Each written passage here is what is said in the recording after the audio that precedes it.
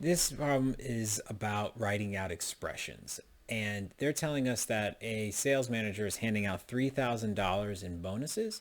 And they're coming in increments of 250 and 750, where at least one of each of those checks are written out. So how would that look if we wrote it out? It would be $3,000. The total amount is going to be equal to the total amount of $250. So we don't know what that is yet. So we'll call that X plus $750 checks. And some of you are like, maybe not knowing what a check is. Maybe that's dating me. So let's checks is, like let's say that it's deposits, right? Or, something like that.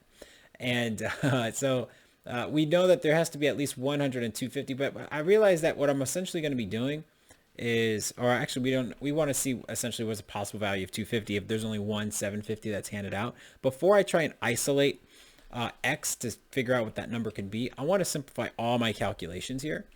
And I recognize that I can take off a zero on each one since they all end in a zero. And then they're all divisible by 25.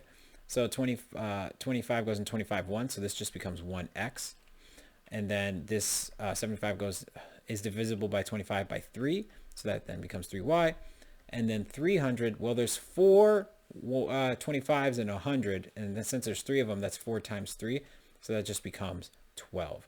And if I know that there's at least one y, because remember this represents the number of $750 checks, I can replace that with 1, and then that just becomes 3, and I can get, this just becomes x, and then I can get x by itself by subtracting 3 to both sides, and then I have 9 equals x, and that is one of the possible solutions that they give you for this problem.